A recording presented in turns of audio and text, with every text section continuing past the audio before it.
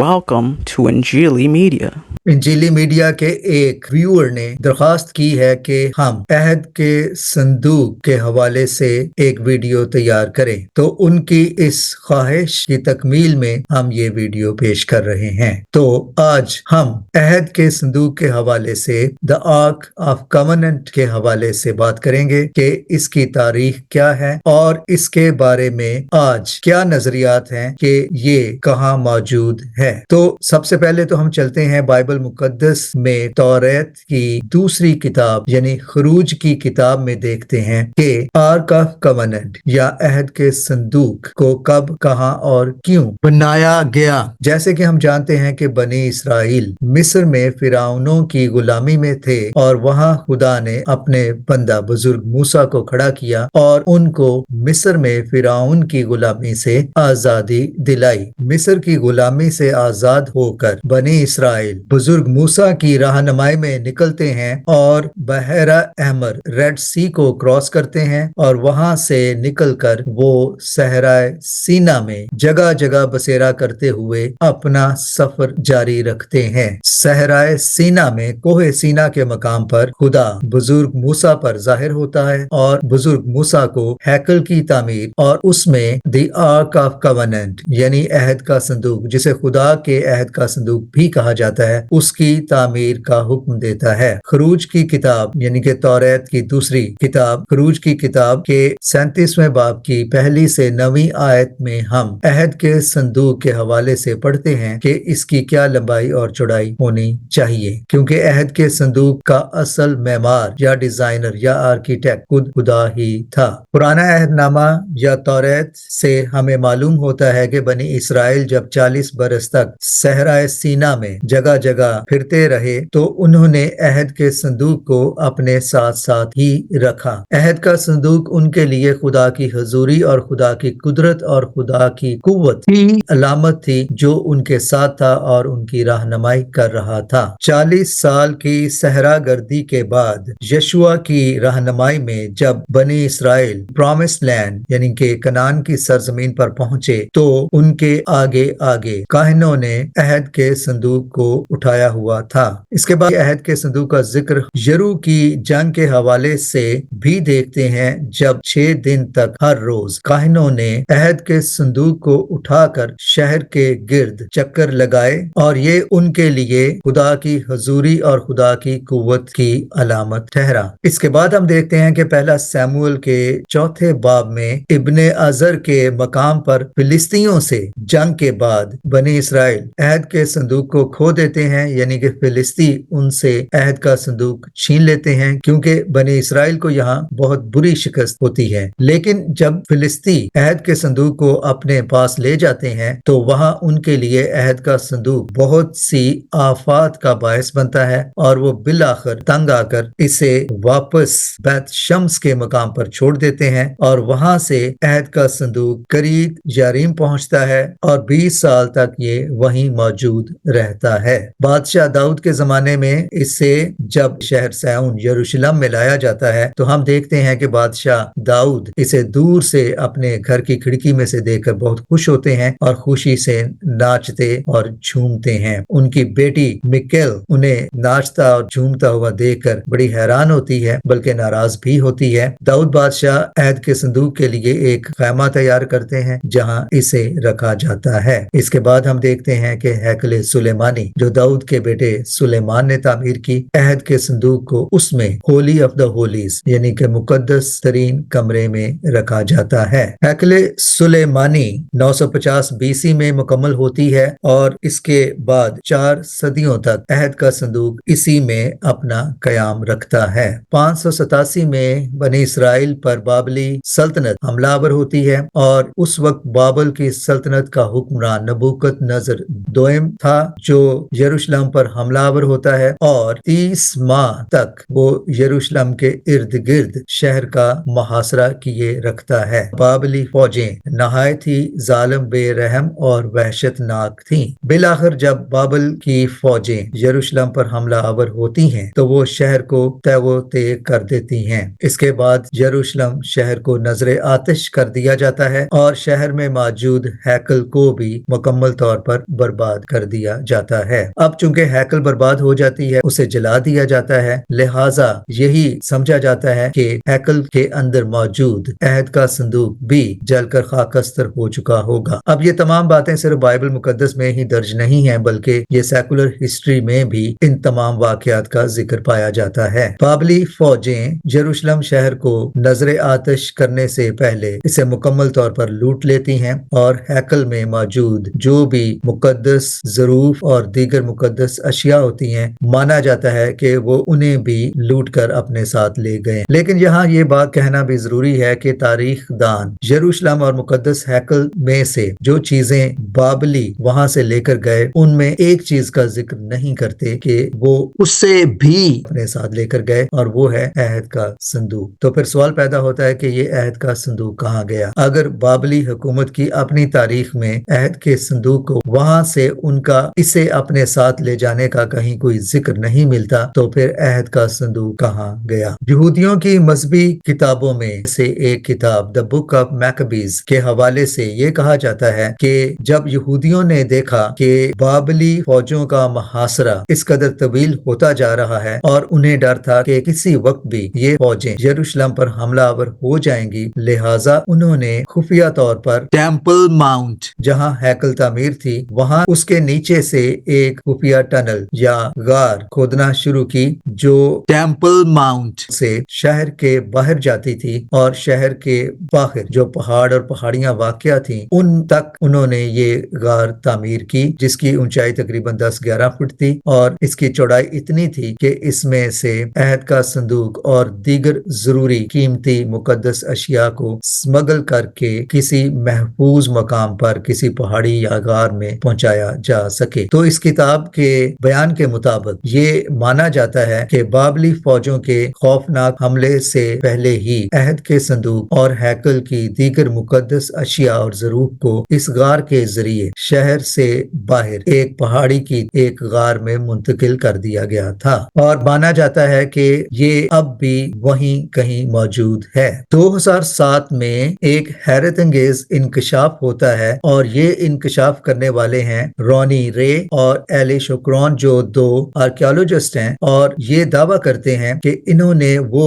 खुफिया टनल या गार जो टेम्पल माउंट से बाहर शहर की तरफ जाती थी उसे दरियाफ्त कर लिया है। उनके बयान के मुताबिक ये गार टेम्पल माउंट से लेकर शहर के बाहर किड्रॉन वैली तक जाती है, और किड्रॉन वैली में मौजूद पहाड़ियों में कहीं ये आर छुपा दिया गया है। एक और मशहूर आर्कियोलॉजिस्ट जिम बारफील्ड कहते हैं कि उनकी स्टडी के मुताबिक रिवर किड्रॉन आगे बढ़ता हुआ कुमरान की वादी तक जाता है, और कुमरान की वादी और कुमरान की पहाड़ियों में कहीं वो मुकाम है जहां अहद के संदूक को छुपा दिया गया है। कुमरान की वादी वही मुकाम है जहां डेड सी स्क्रोल्स दरियाफ्त हुए थे, लिहाजा कुमरान की वादी जो किड्रॉन वैली से आगे है, ये इस कदर अहम मकाम है कि आर्कियोलॉजिस्ट समझते हैं कि जितने भी मिसिंग लिंक्स हैं बाइबल मुकद्दस के तारीखी हकायक को साबित करने के लिए, वो तमाम के तमाम हमें यहीं से मिलेंगे, बिल्कुल इसी तरह से जैसे डेड सी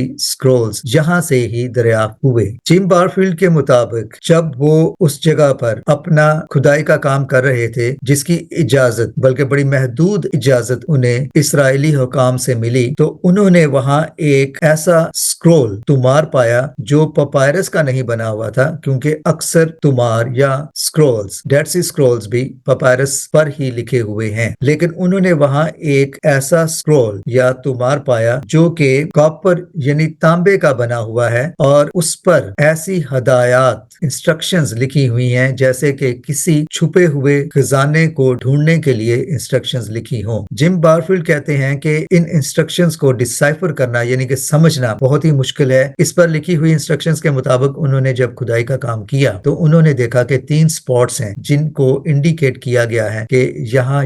ہیکل کے خزانے محفوظ کیے گئے ہیں۔ چونکہ اسرائیلی حکومت نے انہیں ان تمام جگہوں کی کھدائی کر کے اپنا آرکیالوجی کا پروجیکٹ مکمل کرنے کی اجازت نہیں دی، لہٰذا وہ صرف اپنے محدود کام کی بنا پر اس نتیجے پر پہنچے کہ ہو نہ ہو عہد کا صندوق قمران کی انہی وادیوں میں کسی پہاڑی کی کسی غار میں چھپایا گیا ہے۔ اب اس سے پہلے کہ ہم بارفیلڈ کی تحقیق کے حتمی نتائج کی طرف چلیں، آئیے چلتے ہیں ایک اور تھیوری کی طرف، اور وہ تھیوری ہے کہ آرک آف کوننٹ یعنی عہد کا صندوق در حقیقت، اور یہ دعویٰ ہے ایتھوپین گورنمنٹ کا، کہ ایتھوپیا کے ایک شہر ایکسم کے ایک چرچ میں عہد کا صندوق محفوظ ہے۔ دعویٰ یہ کیا جاتا ہے کہ 3000 سال سے ایتھوپیا کے church cathedral of our lady of Zion کے ایک چیپل میں عہد کا صندوق موجود ہے۔ اب اس کے ساتھ جو کہانی وابستہ ہے وہ یہ ہے کہ جب کوئین آف شیبا یعنی ایتھوپیا کا ہی وہ علاقہ ہے جہاں سے کوئین آف شیبا، شیبا سے مراد پرانا نام اسے سبا بھی کہا جاتا ہے، سبا کی کوئین یا شیبا کی کوئین میکیڈا جو کہ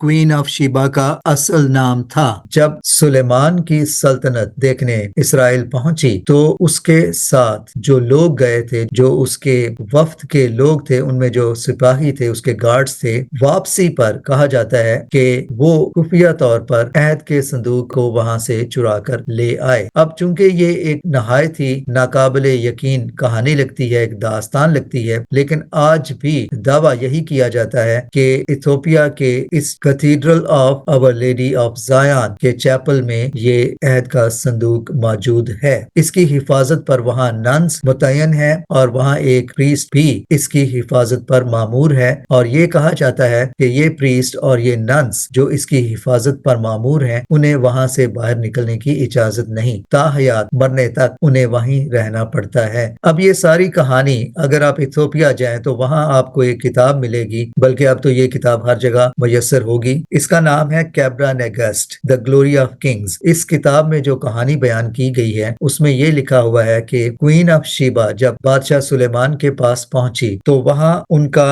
قیام 6 ماہ تک رہا، لیکن ان کے قیام کی آخری رات انہوں نے بادشاہ سلیمان کے ساتھ شاباشی کی، جس کے نتیجے میں جب وہ واپس اپنی سلطنت پہنچی تو وہ پریگننٹ تھی، اور ان کے ہاں سلیمان کا بیٹا مینیلیک اول پیدا ہوا، جن کی ڈائنیسٹی کا آخری بادشاہ یا حکمران ہیل سیلیسی تھا۔ اب یہ کہانی وہاں آپ کو ان کی اس مشہور کتاب کیبرا نیگسٹ میں ملتی ہے، لیکن ہم اس ساری کہانی کا ایک اور پہلو بھی دیکھتے ہیں، اور وہ یہ ہے کہ ایک برٹش اسکالر جنگ عظیم دوم کے دوران جب وہ وہاں اپنے سپاہیوں یا گارڈز کے ساتھ پہنچا تو اس نے وہاں کی حکومت سے اجازت مانگی کہ وہ اس چرچ کے اندر جہاں دعویٰ کیا جاتا ہے کہ عہد کا صندوق موجود ہے، جا کر دیکھے کہ کیا واقعی وہاں عہد کا صندوق موجود ہے۔ تو بڑی مشکل سے اسے اجازت ملی، کیونکہ وہ مسلح تھا، اس کے ساتھ مسلح دستے تھے، لہٰذا وہاں کی حکومت مجبور ہوئی اور انہوں نے اسے وہاں اندر جانے دیا۔ 1992 میں اس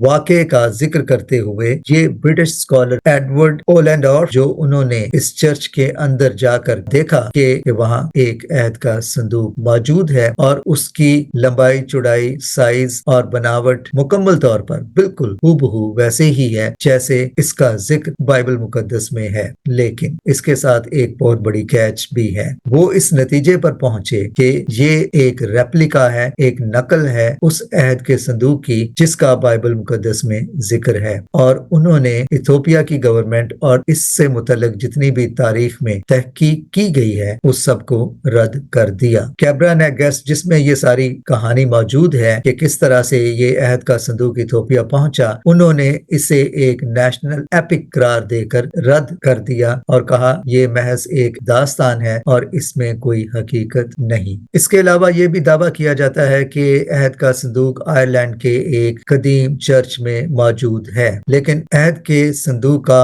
آئرلینڈ کے اس قدیم چرچ تک پہنچنا بھی تاریخ دانوں کے لیے ماننا نہایت ہی مشکل ہے۔ اب آخر میں دوبارہ چلتے ہیں ہم آرکیالوجسٹ جم بار کی تحقیق کی طرف۔ جم بار لکھتے ہیں کہ جو کاپر کا سکرول انہیں ملا اور جتنا وہ اسے ڈسائفر کر سکے یعنی کہ سمجھ سکے، اس کے مطابق اس سکرول پر جو ہدایات ہیں، انسٹرکشن इंस्ट्रक्शंस हैं वो कहते हैं कि वो इतनी प्रिसाइज हैं, एक्यूरेट हैं कि उन पर यहाँ तक लिखा हुआ है कि इतने कदम शुमाल जाएं, इतने कदम जनूब जाएं, वहाँ सीढ़ियां मिलेंगी, वहाँ पत्थर होगा, वगैरह वगैरह। यानी इस कदर डिटेल्ड इंस्ट्रक्शंस हैं जिनको अगर पूरी तरह से फॉलो किया जाए तो वो दर हकीकत उस मकाम तक पहुंच सकते हैं, बल्कि वो कहते हैं कि वो पहुंच चुके हैं। उस गार तक उनकी रसाई हो चुकी है जहां अहद का संदूक है। जिम बारफील्ड का दावा है कि अगर आज इसराइल की हुकूमत उन्हें इजाजत दे कि वो इस गार को खोल सकें तो वो दावा करते हैं कि मैं यकीनन जब इस गार के अंदर जाऊंगा तो मैं वहां आर्क ऑफ द कवेनेंट, खुदा के अहद के संदूक के सामने खड़ा हूंगा। अब ये तमाम तहकीक और ये तमाम स्टडीज और रिसर्च हमारे सामने है, लेकिन इस बात का अभी तक हतमी और फैसला कुन नतीजा नहीं निकाला जा सका कि क्या अहद का संदूक वाकई इथियोपिया में, आयरलैंड में या मिडल ईस्ट में कहीं मौजूद है। लेकिन अगर हम इस तमाम बहस का नतीजा निकालना चाहें तो हम इस नतीजे पर पहुंच सकते हैं कि अगर अहद का संदूक कहीं मौजूद है तो जिम बारफील्ड की तहकीक के मुताबिक हो ना हो ये इसराइल के इलाके वादिये कुमरान की पहाड़ियों में ही किसी गार में छुपाया गया है, क्योंकि इससे ज्यादा इसकी कोई माकूल और लॉजिकल एक्सप्लेनेशन नहीं बनती। अहद का संदूक कहाँ है? अब रूहानी तौर पर अगर देखा जाए, थियोलॉजिकली अगर देखा जाए तो इससे कोई फर्क नहीं पड़ता, क्योंकि खुदा यीशु मसीह ने अपने अहकाम अपने लोगों के दिलों पर लिख देने की बात की है, ना कि खुदा की शरीयत अब किसी तख्ती पर या किसी आर्क में मौजूद होना जरूरी है, क्योंकि खुदा यीशु मसीह की शरीयत उनके अपने कौल के मुताबिक हमारे दिलों पर लिखी होनी चाहिए। यही उसका हमारे साथ नया अहद है और यही उसका नया अहदनामा।